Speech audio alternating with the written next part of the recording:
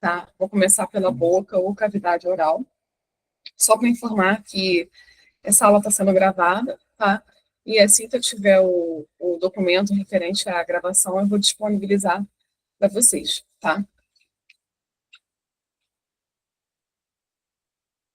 Muito bem. Então, já que a gente vai falar sobre digestão, eu começo, então, introduzindo o conceito do o que é, então, a digestão. E aí, eu posso, então, definir como digestão como sendo um processo pelo qual o alimento vai ser quebrado, vai ser fracionado em partículas menores e simples, o suficiente para que elas sejam, então, absorvidas pelo organismo. E aí, esse sistema digestório, ele vai compreender, então, um conjunto de estruturas, um conjunto de órgãos, que vai se estender desde a boca até o ânus. Quando eu penso, então, nesse processo de quebra do alimento em partículas menores, isso quer dizer, então, que aqueles alimentos que estão disponíveis para consumo na natureza, os nutrientes, eles estão disponíveis no formato de macromoléculas, ou seja, moléculas grandes. E aí a gente pode pensar em carboidratos, proteínas e lipídios. Só que nesse formato de macromolécula, o organismo ele não consegue assimilar, ele não consegue absorver essas substâncias. Para que essas substâncias sejam, então, absorvidas, é necessário que elas sejam fracionadas, que elas sejam quebradas em partículas menores.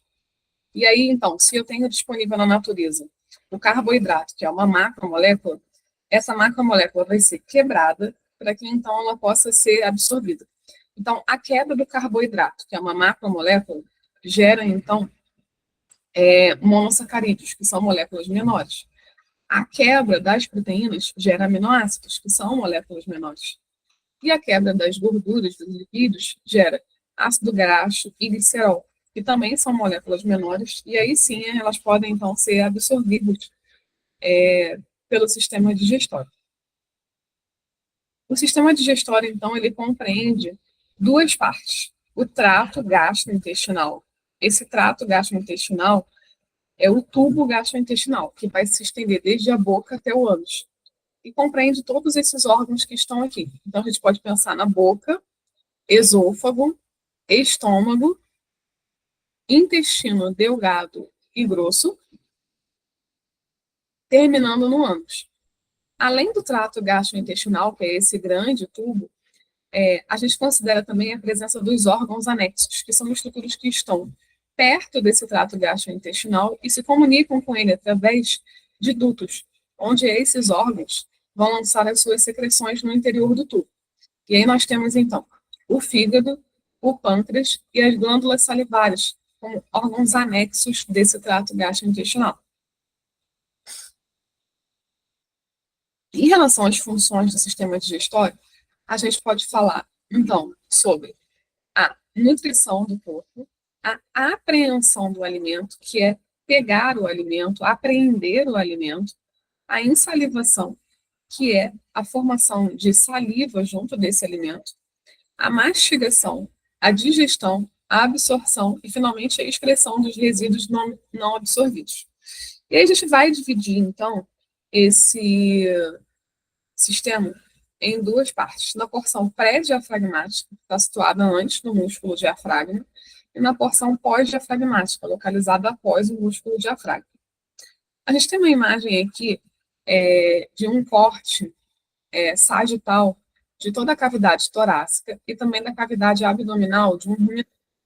E aí aqui a gente consegue visualizar, então, as estruturas internas dessas duas cavidades. Então, as estruturas internas da cavidade torácica e da cavidade abdominal. O que chama atenção aqui é que na cavidade abdominal, quase todo esse espaço ele está sendo ocupado, então, por essa estrutura aqui, que é o estômago do ruminante. Então, nos ruminantes, o estômago ele é tão grande, ele é tão desenvolvido, ele é capaz de ocupar praticamente todo o abdômen esquerdo desse animal, fazendo então com que as estruturas que estivessem localizadas aqui nessa região sejam deslocadas para o abdômen direito. por conta da presença do estômago, que é realmente bastante grande. E aí eu posso fazer uma classificação dos animais quanto à sua alimentação. E aí eu posso classificar, então, os animais em herbívoros, que são aqueles animais que são restritos à alimentação com vegetais. Dentre eles, eu tenho os ruminantes e os não ruminantes. Ruminantes são todos aqueles que possuem rumen. E aí eu destaco aqui, então, o bovino, o ovino e o caprino. E a gente ainda tem os não ruminantes, que incluem o equino e o coelho. E ainda em relação à alimentação, a gente vai destacar a presença aqui dos carnívoros, que são aqueles indivíduos que têm a dieta baseada basicamente em carne. E aí a gente destaca aqui os felinos e os caninos, ou seja, os gatos e os cães. Nós ainda podemos classificar um outro tipo de indivíduo como onívoro. Esse onívoro ele vai apresentar uma dieta mista, ou seja, ele pode se alimentar tanto de vegetais quanto de carne. E aí, nesse grupo aqui, nós incluímos os suínos, as aves e nós humanos. Em relação à apreensão do alimento, ou seja, em relação à pegada desse alimento na natureza, nós podemos classificar os animais mamíferos domésticos de acordo com a forma com que esses animais vão pegar esse alimento que está disponível na natureza. Por exemplo, o bovino ele vai fazer a apreensão desse alimento com a língua. Os pequenos ruminantes vão fazer a apreensão desse alimento utilizando a língua, os lábios e também os dentes. O equino, ele faz essa apreensão com lábios e dentes. Os suínos, eles fazem essa apreensão com o auxílio do rosto, e os carnívoros fazem tudo isso com o auxílio das patas. Em relação aos lábios, podemos classificar essa estrutura como responsável por auxiliar na sucção durante a amamentação, na apreensão do alimento, e eles também funcionam como órgãos táteis, ou seja, órgãos do sistema sensorial, e podem ser divididos em lábio maxilar, numa posição mais superior, e lábio mandibular, numa posição mais inferior. Em relação à estratigrafia, ou seja, a distribuição dos estratos das camadas dos lábios, nós podemos, então, situar, localizar esses lábios de acordo com a seguinte distribuição das estruturas. A gente vai ter, externamente, a pele está associada e recoberta por pelos. Mais internamente, numa camada média, nós vamos encontrar um músculo estriado esquelético e, finalmente, na sua porção mais interna, os lábios eles estão recobertos por uma túnica mucosa. A textura e a mobilidade desses lábios vão variar de acordo com a forma de alimentação de cada espécie. E nessa imagem aqui a gente consegue visualizar, então, a estrutura desses lábios, dessa região, tá? Em que a gente tem aqui, então, a distribuição desses lábios, conforme eu falei. Na sua parte mais externa, a gente vai encontrar, então, a pele associada, então, a alguns pelos. Abaixo dessa pele, a gente consegue visualizar, então, conforme a gente viu aqui, uma camada média de músculo. E aí, aqui, olha, fica bem visível aqui, ó, essa camada média com o músculo orbicular da boca, tá? E na parte mais interna, esses lábios estão revestidos por uma túnica mucosa. E aí a gente adentra, então, no conceito de boca ou cavidade oral, em que eu posso definir essa região como um espaço que é delimitado rostralmente pelos lábios e caudalmente pela faringe. A função da boca é de apreensão, seleção, salivação, mastigação do alimento e também de defesa. Então, está aqui a boca, a cavidade oral. Tá? E aí, quando a gente visualiza essa região, o que a gente vai perceber? Que ela está subdividida, então, em dois compartimentos. Então, o compartimento da boca ou cavidade oral está subdividido em outros dois compartimentos. O primeiro compartimento é chamado de vestíbulo da boca. Esse vestíbulo da boca é esse espaço aqui que está localizado entre os lábios, de um lado, e do outro lado, os dentes e a gengiva. Então, de um lado, os lábios, e do outro, os dentes e a gengiva, certo? Quando eu visualizo essa região, eu consigo perceber que ele se estende tanto em relação à região superior quanto à região inferior da cavidade oral.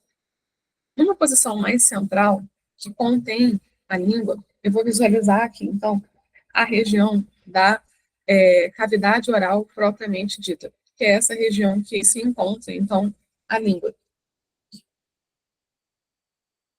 E aí, nessa região da cavidade oral propriamente dita, eu consigo visualizar, então, o teto aqui da cavidade oral, que eu vou chamar de região do palato. Essa região mais próxima aos dentes incisivos tem um arcabouço rígido, ósseo, chamado de palato duro, e é formado, então, pelo osso incisivo, pelo osso maxilar e também pelo osso palatino. Quando eu observo a região mais aboral, mais próxima à garganta, ou região caudal do teto dessa cavidade oral, eu vou perceber que aqui eu também posso chamar essa região de palato. Mas como não tem um arcabouço ósseo, uma estrutura rígida óssea aqui, eu vou falar que esse palato nessa região, então, é o palato mole. É o palato que apresenta, então, somente músculos. Ele não apresenta, então, um arcabouço ósseo, uma estrutura rígida de osso. Eu vou perceber aqui também a presença do assoalho da cavidade oral, que é essa parte aqui, que seria então o piso, a parte mais inferior dessa cavidade oral. Aqui a gente vai encontrar uma prega de mucosa chamada frênulo lingual, que é responsável então por prender, por fixar essa língua junto à cavidade oral. Tá? Aqui ainda na cavidade oral a gente vai encontrar duas estruturas que eu tenho aqui lateralmente, que está representado pelo número 7, que é o chamado arco palato-glosso. Arco palato-glosso. Esse arco palato-glosso é um arco que vai se estender, então, desde o palato até a região aqui da raiz da língua. Por isso que chama-se palato-glosso. Esse glosso é referente, então, à língua. Então, no arco palato-glosso, eu consigo visualizar aqui, então, essa conexão entre a região do palato mole, que é essa região aqui, e a região aqui da raiz da língua. Mais posteriormente ao palato glosso, eu consigo visualizar um outro arco, só que agora comunicando o palato com a faringe. Então, eu vou chamar de arco palato-faringe. Arco palato-faringe. É o arco de comunicação, então, entre o palato e a faringe. Muito bem. Observando aqui, então, a cavidade oral desse paciente, a gente pode, então, fazer algumas observações em relação ao aspecto dessa cavidade oral, correlacionando, então, com observações, análises que podem ser pontuadas no exame físico do paciente. É possível visualizar, então, a coloração dessa cavidade oral. E aí, a coloração normal da mucosa que reveste tanto a região dos lábios e gengiva da cavidade oral tem que ser uma coloração rosa claro. E aí, quando essa coloração se encontra dessa forma, então, rosa claro, a gente vai falar que esse paciente se encontra com as mucosas normocoradas. Normo de normal, então, normocoradas. Mas existem situações em que essa mucosa, ela pode estar com a coloração alterada. E aí, como a gente vê aqui, em todas essas situações. Então, aqui, em todos esses exemplos, a mucosa ela não está normocorada. Essa mucosa aqui, nesse primeiro exemplo, ela está com uma coloração mais azulada, então vou chamar de mucosa cianótica. Essa mucosa cianótica mais azulada, ela pode ser referente a baixa oxigenação, tá? E aí eu vou chamar de mucosa cianótica. Aqui eu tenho a mucosa ictérica. Nessa mucosa ictérica, eu tenho a coloração dessa mucosa com um aspecto mais amarelado. Aqui nesse exemplo, eu vou perceber que essa mucosa, ela perdeu aquele aspecto rosa, rosa, é claro, né, que é o aspecto de norma corada, ela está bem pálida, bem branca. Então, aqui, tecnicamente, eu posso falar que essa mucosa, ela está hipocorada. E, finalmente, aqui no último exemplo, eu percebo que essa coloração da mucosa está um rosa mais forte. E aí eu percebo, então, que essa mucosa está numa coloração que a gente chama de hiperêmica ou mucosa congesta. E o que significa, então, todas essas colorações, todas essas alterações em relação à mucosa do paciente? Bom, esse quadro aqui traz essas informações para a gente, que a gente vai correlacionar, então, todas essas alterações de mucosa esbranquiçada ou pálida, avermelhada ou hiperêmica, azulada ou cianótica e amarelada ou ictérica, em relação ao quadro clínico do paciente, o que ele pode significar. Então, a gente tem aqui a mucosa pálida associada à anemia, a gente vai ter a mucosa avermelhada associada, então, a uma alteração na permeabilidade vascular, pode estar correlacionado principalmente com processos inflamatórios ou infecções locais. A mucosa cianótica azulada ela está associada a transtornos, por exemplo, de anafilaxia, alterações na perfusão desse paciente, na saturação de oxigênio, tá? E aí a gente pode pensar como as principais causas de obstrução das vias respiratórias, edema pulmonar, tá?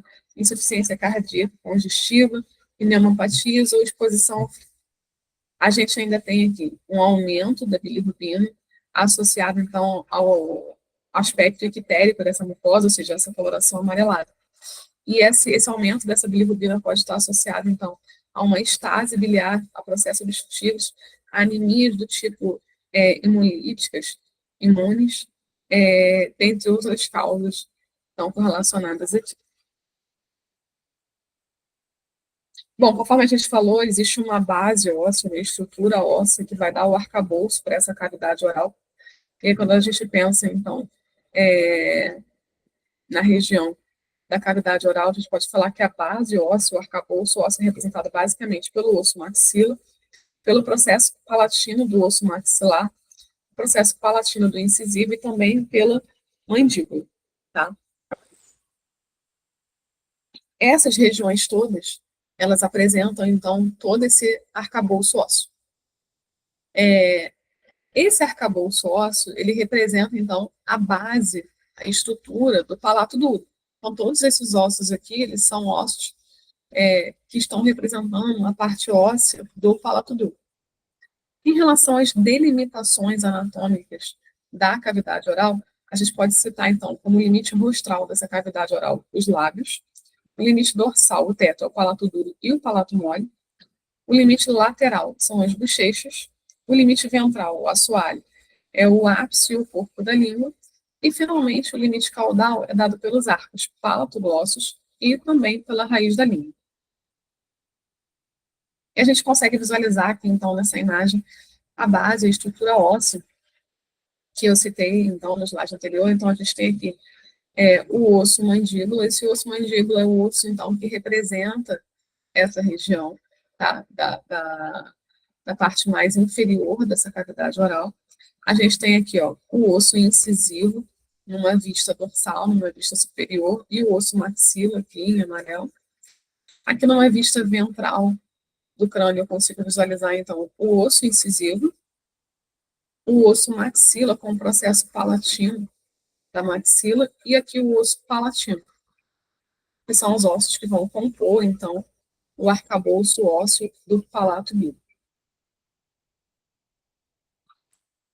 Bom, em relação à cavidade oral, conforme a gente falou, essa cavidade oral está dividida em dois compartimentos, que é a boca ou cavidade oral propriamente dita, e o vestíbulo da boca. Em relação ao processo de deglutição, ou seja, de engolir o alimento, a deglutição está, então, subdividida em três fases: a fase oral, a fase faríngea e a fase esôfago-gástrica. Dentre essas fases aqui, somente a fase oral é a fase que é voluntária. Todas as outras fases são fases involuntárias. A fase faríngea e a fase esôfago-gástrica. Em relação às bochechas, a gente pode citar como principal função a condução do alimento até a cavidade oral. Em relação à sua estratigrafia, ou seja, em relação à distribuição dos estratos das camadas, a gente vai encontrar na parte mais interna a mucosa, e acima dessa mucosa a gente vai encontrar uma outra camada de músculo estriado, que é o músculo estriado esquelético, e finalmente a última camada, que é composta então pela pele, que pode estar associada a pelos.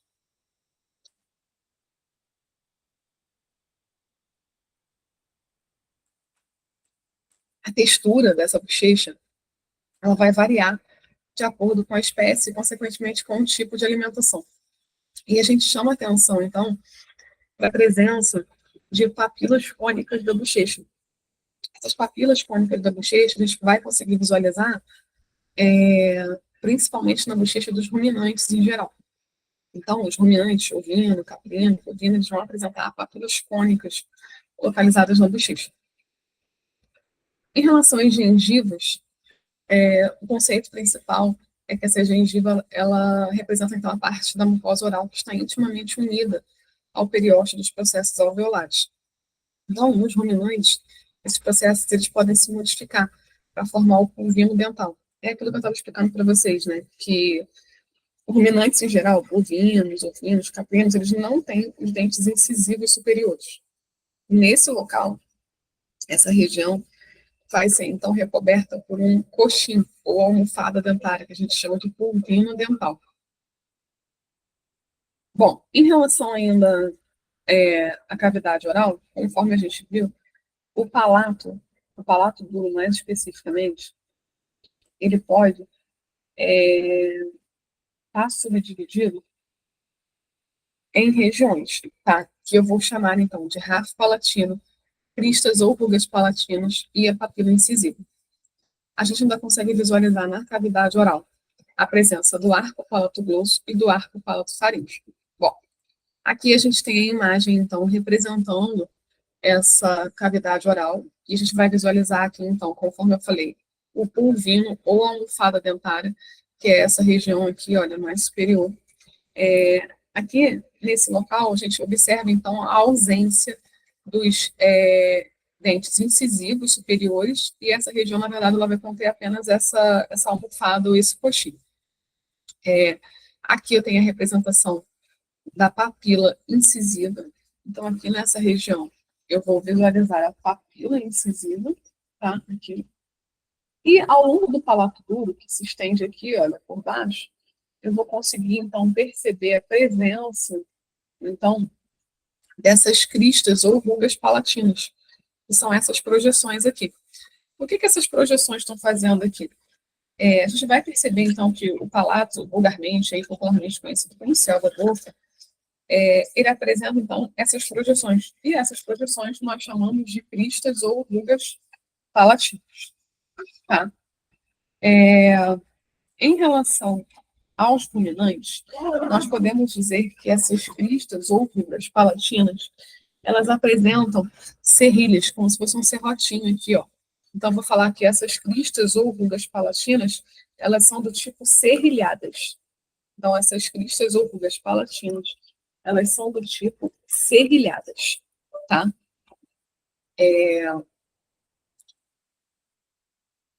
Mais imagens aqui agora representando o palato, só que agora de pequenos animais. Aqui a gente tem, então, a presença dos dentes incisivos superiores. Essa bolinha aqui atrás dos dentes incisivos superiores é a papila incisiva, tá? Essa linha aqui central é a RAF palatina, representada aqui pelos números, né, 13 e 14. E essas projeções aqui são as cristas ou rugas palatinas. Como a gente está analisando aqui o palato duro no carnívoro, a gente vai perceber, então, que nessa região a gente não tem, não vamos visualizar, não está apresentado aqui, então, aquelas serrilhas. Aqui só temos as cristas ou rugas palatinas. Então, aqui novamente, a gente tem os dentes incisivos. Atrás, então, numa posição caudal, posterior aos dentes incisivos, a gente tem essa projeção aqui, que é o número 5, que é a papila incisiva, tá? Aqui atrás a gente tem a presença das cristas ou rugas palatinas. Numa região mediana, central, a gente vai encontrar essa linha aqui, e essa linha representa, então, a RAF palatina. Aqui a gente tem a imagem da região da cavidade oral de um ruminante. Vou ressaltar novamente aqui, olha, o vestíbulo da boca. Olha aqui todo esse espaço é o vestíbulo da boca, é o espaço delimitado, então, entre os lábios e bochechas, de um lado, e do outro lado, os dentes e a gengiva, tá? Então, todo esse espaço aqui é o vestíbulo da boca. A gente tem o vestíbulo maxilar e o vestíbulo mandibular embaixo. Bom, Como é um ruminante, eu já sei que não tem os dentes incisivos superiores, então ele vai ser, então, esses dentes são substituídos por essa região aqui, que é a região da almofada ou do pulvino dentário, tá? A gente vai localizar aqui, posteriormente a esse pulvino, essa região, que é a região da papila incisiva, e posteriormente eu consigo visualizar aqui a região das cristas ou rugas palatinas, que tem esse serrotinho aqui. Então, eu vou falar que essas cristas ou rugas palatinas são cristas ou rugas serrilhadas. A gente tem uma linha mediana aqui, central, que é a RAF palatina. Então, a gente tem essa linha aqui, olha, mediana, central, que é a RAF palatina. Chama atenção aqui também na cavidade oral do ruminante, em relação às bochechas. Conforme eu falei para vocês, aqui nas bochechas, a gente também vai encontrar uma particularidade que só os ruminantes têm, que é a presença dessas papilas aqui, que eu vou chamar de papilas cônicas da bochecha. Então, papilas cônicas da bochecha. São essas estruturas que estão localizadas, então, aqui na face interna das bochechas dos ruminantes. E aqui eu tenho um corte sagital do crânio, mostrando, então, como é que seria essa cavidade oral internamente. Então, está aqui a cavidade oral. O teto dessa cavidade oral é o palato duro, com arcabouço ósseo, conforme a gente está vendo aqui, toda essa estrutura óssea. Numa posição mais caudal, mais aboral, eu percebo que não tem osso, só tem músculo. Então, aqui é o palato duro, com osso, aqui é o palato mole, sem osso, somente com músculos. Aqui, esse teto dessa cavidade oral, eu vou chamar, então, de palato, e esse palato, conforme a gente está vendo aqui, ele apresenta bastante cristas ou rugas, conforme dá para visualizar nessa imagem. Então, a gente tem essas projeções, que são essas cristas ou rugas, que eu vou chamar de cristas ou rugas palatinas, porque estão no palato. Aqui no interior da cavidade oral, a gente consegue visualizar a presença da língua. Então, aqui está a língua, que está deslocada aqui lateralmente, tá? E eu consigo também identificar aqui nessa estrutura o assoalho da cavidade oral, que é a parte aqui de baixo, onde a língua está repousada, onde a língua está encostada, acomodada aqui. Então, o piso, né, dessa cavidade oral é o assoalho da cavidade oral, onde essa língua ela se acomoda. Tá? Então, aqui a gente tem a língua e aqui a gente tem o assoalho da cavidade oral. Bom, o que chama atenção aqui nessa imagem? A gente consegue visualizar de forma muito clara a presença do palato. O palato aqui está íntegro, tá ok. E aí a gente consegue também identificar a presença, então, da integridade desse palato. Então, conforme a gente já havia falado nas outras aulas anteriores, né, numa posição aqui dorsal, em relação à cavidade oral, a gente tem a cavidade nasal. Então, cavidade oral e aqui cavidade nasal. O limite anatômico entre essas cavidades é essa parede aqui, que é o palato duro. Então, em situações, em condições em que a gente tem uma ruptura, uma descontinuidade desse palato duro, a gente vai perceber, então, a comunicação entre essas cavidades, a comunicação entre essas regiões, fazendo com que, então, esse paciente possa acabar aspirando o conteúdo da cavidade oral aqui para dentro da cavidade nasal e podendo evoluir até para o quadro de pneumonia. Então, nessa imagem aqui fica muito claro a necessidade, então, da integridade dessa estrutura aqui, que é o palato, para que não haja comunicação entre a cavidade oral e a cavidade nasal, evitando, então, que e, consequentemente, a gente tem aí, então, uma pneumonia nesse paciente. Bom, então, em relação à cavidade oral, nós podemos encontrar também os dentes. Esses dentes são classificados em tipos variados, de acordo com as suas características morfológicas. E aí a gente vai ter, então, os dentes incisivos, os dentes caninos, os dentes pré-molares e molares. Em relação aos dentes, a gente tem, então, a distribuição deles em grupos. Então, o dente incisivo, ele é responsável, então, pela função de corte do alimento. Os dentes caninos, eles vão realizar a laceração e a apreensão, enquanto que os dentes pré-molares e molares vão se ocupar, então, da trituração e da apreensão. E, de uma forma geral, os dentes, eles também vão participar aí da defesa dos animais. Então, eu posso estar classificando os dentes em relação à forma. Então, eu tenho uma classificação que diz que um grupo de animais podem ser reconhecidos como homodontes e heterodontes. Um exemplo de animais homodontes são os golfinhos, por exemplo, em que eles têm os dentinhos todos iguais. Então, tá aqui os dentinhos, e esses dentinhos são todos iguais. Então, a gente vai falar que esses animais são os homodontes. Um outro lado, eu tenho os heterodontes. Os heterodontes, como a gente vai ter aqui no caso dos nossos pacientes, os carnívoros, os mamíferos domésticos em geral, eles têm uma classificação dos dentes em dentes incisivos, caninos, pré-molares e molares, tá? Então, como eles têm essa classificação, tem tipos diferentes de dentes, a gente vai dizer que eles são heterodontes. Porque os heterodontes, eles têm tipos diferentes de dentes, que são esses tipos aí, que é incisivo, canino, pré-molar e molar. Em relação aos homodontes, ele tem os dentinhos de toda a arcada, tanto superior quanto inferior, todos iguais. Eles não têm essa classificação em canino, incisivo, pré-molar e molar. Muito bem, vamos lá então.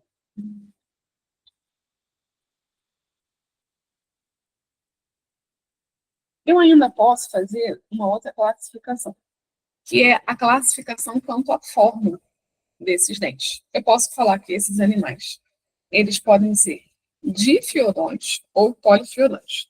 Ou seja, os animais difiodontes, eles vão apresentar duas fileiras de dentes, a fileira superior e a fileira inferior, ou a fileira maxilar e a fileira mandibular. Em relação aqui aos polifiodontes, se a gente observar com calma, a gente vai perceber que eles apresentam várias fileiras de dente. Aqui no caso do tubarão, olha, ele tem uma fileira de dente aqui, aí se a gente observa mais atrás, ele tem outra fileira de dente, tá? E aí a gente vai falar que esses animais, então, eles são classificados como polifiodontes. Em relação à dentição, eu ainda posso fazer uma classificação em relação à superfície do dente. Então, essa superfície aqui do dente, que está localizado mais perto aqui da bochecha, tá? Mais perto aqui dos lábios, eu vou falar que é a superfície mesial, tá? A superfície que está localizada aqui, ó, numa porção mais caudal, eu vou falar que é, ó, representada em azul, a superfície distal. Então, aqui, mesial é uma superfície mais cranial, enquanto que a superfície mais caudal é a distal. Vamos lá. A gente ainda tem a superfície bucal, que está em verde, que é a face do dente que está em contato de fato com os lábios. A face do dente que está em contato com a língua está em azul, é a face lingual. Tá? E aqui a gente tem uma face do dente que está em contato com os lábios, está em amarelo, que é a face labial. A gente tem uma porção dos dentes, que é essa porção aqui, superior, que é a superfície que faz com que um dente encoste no outro dente, que a gente chama de superfície oclusal. E aí eu vou encontrar uma classificação, uma fórmula dentária. Como é que seria essa fórmula? Essa fórmula, ela vai se basear, então, na quantidade de dentes que os mamíferos domésticos vão apresentar em cada uma das regiões. Então, vamos lá. Inicialmente, conforme a gente está observando aqui nessa imagem, eu vou classificar esses dentes em aqui azul, incisivos, vermelho, canino, em verde, pré-molar e em amarelo molar, tá? Então, aqui é azul, incisivo, canino, pré-molar e molar. O que eu vou observar aqui? Cada uma das espécies de mamíferos domésticos, então, os cães, os gatos, os suínos, os ruminantes e os equinos, vão apresentar números diferentes de dentes em relação a cada uma dessas regiões aqui. E aí eu vou representar isso através de uma fórmula. Essa fórmula, ela vai, então, apresentar uma formatação como se fosse uma fração, em que o número superior representa a arcada superior e o número de baixo da fração, o denominador, representa, então, a arcada inferior. Essas letras aqui, inicialmente, elas representam, então, as regiões. Então, I de incisivo, C de canino, P de premolar e M de molar. Em que a gente tem aqui, vamos lá.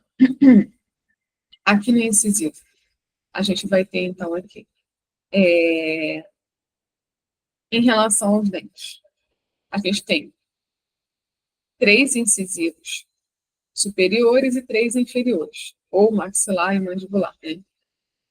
Só que isso daqui eu estou considerando só uma hemifácea, só essa metade aqui.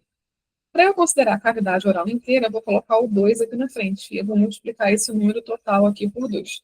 Então, eu posso dizer que na quantidade total, os cães apresentam 42 dentes, os gatos 30 dentes, os suínos 44 dentes,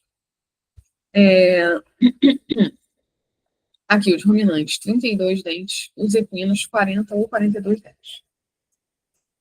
O que é que chama atenção aqui? Ruminantes, por exemplo, ó, I de incisivo 0 e 4. O que significa isso? Os ruminantes têm 0 incisivos superiores, mas têm 4 incisivos inferiores. Ok? Olha aqui os caninos. O ruminante tem 0 caninos, tanto superior quanto inferior. Então, esse esquema aqui, essa fórmula traz para nós a quantidade de dentes que os mamíferos domésticos vão apresentar em cada região. Nessa outra imagem, a gente tem a representação esquemática de um dente, evidenciando, então, as suas regiões, as suas partes. Então, eu vou encontrar aqui a região da coroa, do colo e da raiz dentária. A região da coroa é a região representada, então, pela parte externa do dente, que está localizada numa posição mais externa. A região em contato com a gengiva mais estreitada é a região do colo. E, finalmente, essa porção do dente que está inserida na região óssea é a porção da raiz. E aí a gente divide o dente, então, nessas 3 partes, raiz, colo e coroa. E aí a gente vai perceber que ele possui 3 camadas. A camada mais externa é o esmalte, a camada média é a dentina e a camada mais interna é a polpa.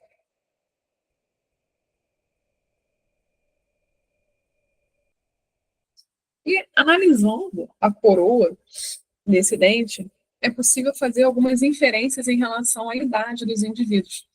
E isso se faz de maneira muito presente, principalmente em relação aos equinos, em que a gente vai observar o formato dessa coroa, o formato que ela está assumindo, tá?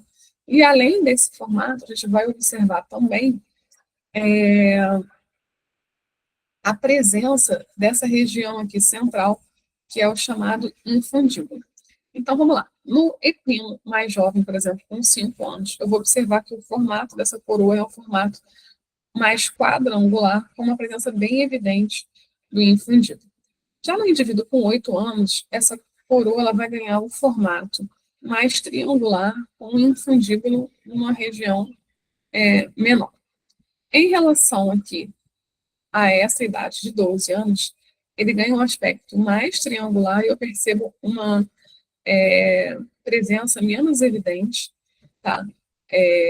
Aqui da região do infundíbulo.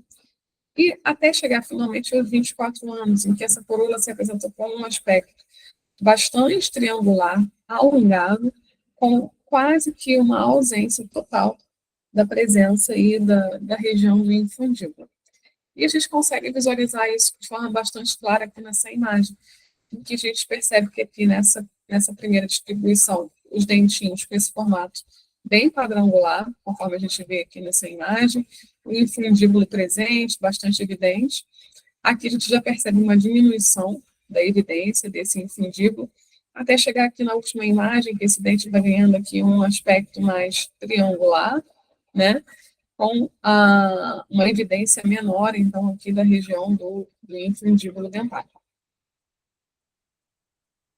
E aí a gente fala também em relação à língua. Então, essa língua, ela é um órgão que está localizado, então, no interior da cavidade oral, mais especificamente da cavidade oral propriamente dita. Ela vai conter, então, uma série de papilas que são as papilas fungiformes, valadas, circunvaladas, folhadas. Essas papilas elas vão apresentar botões gustativos, tá? Ou seja, eles estão associados à percepção dos sabores dos alimentos. A gente vai encontrar também apresentadas as papilas filiformes e cônicas, que apresentam uma função mecânica. As papilas marginais, que estão presentes somente em carnívoros recém-nascidos. E as papilas lentiformes, que estão presentes somente em ruminantes e têm a função mecânica. A gente consegue visualizar aqui, então, todas essas papilas distribuídas, então, na superfície da língua dos animais. Quando a gente fala que essas papilas elas apresentam botões gustativos, a gente percebe, então, que esses botões eles estão associados, então, a essa estrutura, que é um corpúsculo gustativo, que está associada às células sensoriais e terminações nervosas, que vão, então, ser responsáveis pela percepção, pela sensação aí dos sabores dos alimentos. Visualizando aqui essa imagem, a gente consegue perceber que as línguas dos animais elas se apresentam, então, com um aspecto bem diferenciado. Então, a gente consegue, então, perceber, determinar a diferença nas estruturas das línguas dos indivíduos. O que eu vou perceber, então? Eu vou perceber que essa língua, ela tem aqui essa distribuição, tá? Então, eu tenho aqui a língua do suíno, por exemplo, em que ela tem a distribuição dessas papilas folhadas, fungiformes. E o que chama atenção, por exemplo, aqui nessa outra língua, que é a língua do bovino, que faz com que ela se torne bastante peculiar, bastante característica, não só do bovino, mas dos ruminantes em geral, é a presença dessa projeção aqui, localizada bem no dorso da língua, que eu vou chamar de toro lingual. Toro lingual. Esse toro lingual, aqui, essa região, é a região mais elevada aqui, então, está localizada aqui no dorso da língua, tá? E acima dessa região do toro, a gente tem uma região de depressão aqui logo à frente, que é a região da fossa lingual. Acima desse toro, eu vou encontrar uma distribuição aqui bastante acentuada também de papilas, tá? Que são as papilas com formato de lentilha, são as papilas lentiformes, e na lateral eu encontro também aqui a presença de algumas papilas, que são as papilas valadas, tá? No ápice dessa língua, que é essa região aqui da extremidade, eu encontro também um grande número de papilas que têm um aspecto de pontinhos branquinhos. Então, essas papilas com esse aspecto de pontinhos branquinhos são as papilas fungiformes. Então, aqui a gente vai ter as papilas fungiformes, que são as papilas com um aspecto de pontinhos branquinhos.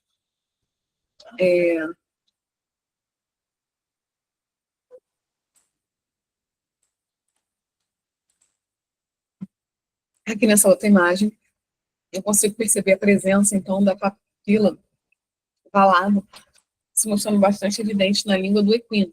Então, aqui eu tenho uma língua de equino, e uma das características que chama a atenção dessa língua é a presença dessas duas papilas aqui na região da raiz, que são as papilas valadas, tá? E lateralmente, ela vai apresentar também a cada lado duas papilas com esse aspecto enrugadinho aqui, que são as papilas foliáceas. Aqui a gente tem a língua do gato. A língua do gato é bastante peculiar, porque ela vai apresentar na sua superfície dorsal também uma distribuição de papilas, que são as papilas cônicas da língua, tá? Também chamadas aí de papilas filiformes. Essas papilas filiformes, elas são altamente queratinizadas. Então, isso significa que essas papilas, elas vão ter um aspecto mais enrijecido, por conta justamente da presença de queratina associada a essas papilas filiformes. Então, é essa sensação que a gente tem, né? Aquela sensação de escovinha, né? Quando o gatinho passa, assim, a língua, né? Uma superfície, principalmente aqueles gatinhos mais carinhosos, né? Que vêm pedindo carinho. E aí eles acabam arrastando, assim, a língua, né? Na gente, a gente percebe como se fosse uma lixa, né? Bem áspera. Justamente por conta da presença dessas papilas aí, tá? Então, o gato apresenta na sua superfície aqui, ó, dorsal, a presença dessas papilas, que são as papilas filiformes, tá? Essas papilas filiformes ricas em queratina, elas dão esse aspecto mais enrijecido, a essas estruturas, fazendo então com que, ao passar essa língua aí durante o momento de higienização, eles possam fazer realmente uma higiene mais eficiente da superfície do corpo, tá? A gente tem aqui nessa outra imagem a língua de um bovino, tá? Com essa projeção que eu expliquei para vocês, que é o toro lingual, que é essa parte, né, mais projetada da língua. Então, tá aqui a língua do bovino, uma língua bem grande, né, uma língua bem comprida. Na porção da raiz, que é a porção mais caudal, a gente observa essa projeção aqui, que é o toro lingual. À frente do toro lingual, a gente vai ter o sulco aqui na frente, né? Um sulco bem demarcado, que é a fossa lingual. Então, toro lingual, fossa lingual, tá? E a gente observa que em cima desse toro, a gente tem essas papilas aqui, ó, com um formatinho arredondado, que são as papilas lentiformes, tá? Numa posição mais caudal, mais perto da garganta, mais laboral, a gente vai observar também a presença dessas papilas aqui, que são as papilas circunvaladas. Essas papilas circunvaladas, elas são bem peculiares. Elas apresentam-se como um cogumelozinho, uma projeção central, e em volta elas vão ter um halo, uma valinha aqui em volta, por isso que é circunvalada. A gente tem várias dessas papilas circunvaladas aqui distribuídas pela região da raiz da língua do bovino. Aqui pela superfície da região do ápice do corpo da língua, eu vou observar esses pontinhos mais branquinhos. São bem discretos, bem pequenininhos. Esses pontinhos branquinhos são as papilas fungiformes, de fungo mesmo, porque parece um fungo, com esses aspectos branquinhos, esses pontinhos mais branquinhos, tá? Aqui eu tenho a presença da língua do equino, tá? Em que a gente falou, né, que a gente vai encontrar lateralmente, lá perto da raiz, aquelas papilas que tem aquele formatinho mais, como é que eu vou dizer, mais enrugadinho, que são as papilas folhadas. Então, aqui a gente tem as papilas folhadas e aqui a gente tem as papilas fungiformes, tá? Então, papilas fungiformes, aqui esses pontinhos branquinhos dispersos aqui pela região lateral do corpo da língua, tá? E numa região mais caudal, que é a região aqui da raiz da língua, a gente vai ter as papilas folhadas. Aqui a gente tem a língua do cão. A língua do cão é uma língua também bem peculiar, bem específica. Essa língua do cão, ela apresenta, então, um sulco bem na região central da língua, que eu vou chamar de sulco mediano. Somente o cão, não é nenhum carnívoro, somente o cão apresenta essa estrutura, que é esse sulco aqui na região central da língua, tá? E aí eu vou observar o quê? Que esse sulco, ele se faz presente na extensão de toda a língua. Configurando também que a língua do cão, a gente vai perceber na raiz a presença de papilas cônicas aqui, ó. São as papilas cônicas aqui na raiz, e aqui a gente vai ter as papilas valadas. Então, papilas valadas, e aqui as papilas cônicas. Ainda consigo visualizar aqui, dispersas pela região do corpo e do ápice, novamente esses pontinhos branquinhos aqui, que são as papilas fungiformes. E de forma ainda mais discreta, eu consigo perceber também pequenas projeções aqui, que são as papilas filiformes, semelhantes àquelas que a gente visualizou lá na superfície dorsal da língua do gato, só que aqui elas são bem menos desenvolvidas, bem menos projetadas, também menos queratinizadas, tá? Mas elas também se fazem presente aqui, ó, na língua dos cães. Aqui eu tenho uma língua de um suíno, tá? A língua do suíno é uma língua que tem um tamanho mais ou menos proporcional à língua de um cão, de médio a grande porte, tá? Só que eu vou diferenciar justamente pela ausência daquele sulco aqui, que é o sulco mediano. Então, a língua do suíno, ela não vai apresentar aquele sulco mediano. Ao invés disso, ela vai apresentar uma enorme distribuição de papilas fungiformes, dispersas principalmente aqui pela região da raiz da língua, tá? Então, isso configura aí para nós a presença de uma língua de suíno. Aquela imagem esquemática do livro, né, de anatomia, em que a gente tem as línguas das diferentes espécies, para a gente estabelecer uma comparação. Então, vamos lá. Em relação ao tamanho, as maiores línguas são as línguas do bovino e do equino. E para eu diferenciar essas duas línguas que têm um tamanho maior, eu vou observar, então, que o bovino apresenta essa projeção, que é o toro lingual, tá? E lateralmente aqui, a gente tem a papila folhada no equino.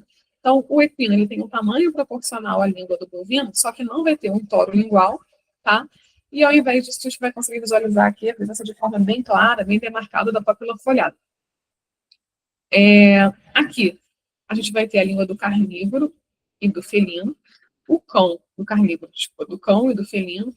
Aqui no cão, o que demarca bem essa língua, o que facilita a identificação clara dessa língua, é a presença desse sulco aqui, que é o sulco mediano da língua, tá?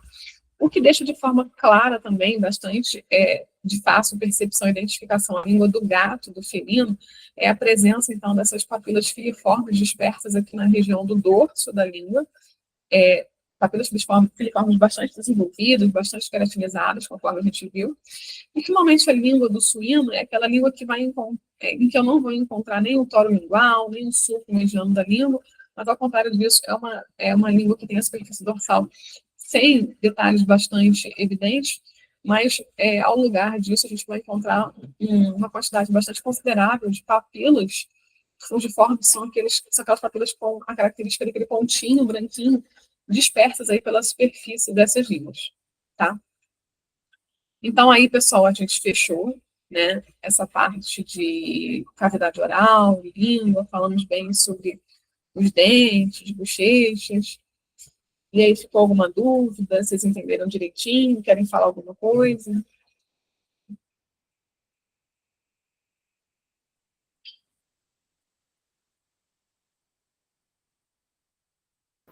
Oi, Fernanda.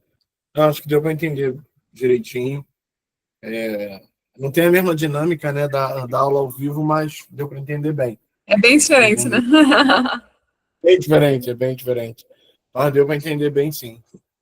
Sim, sim, é porque quando eu estou falando lá no presencial, né, a gente vai discutir caso clínico, vocês têm um maior tempo para vocês interagirem comigo, né? Aqui eu meio que fui falando a parte anatômica, basicamente, né, sem muito caso clínico, e fui falando, né, direto. Fernanda, quer falar alguma coisa? Eu vou só pausar aqui a Eu gravação. quero. Eu vou só pausar aqui. Tá. Prontinho.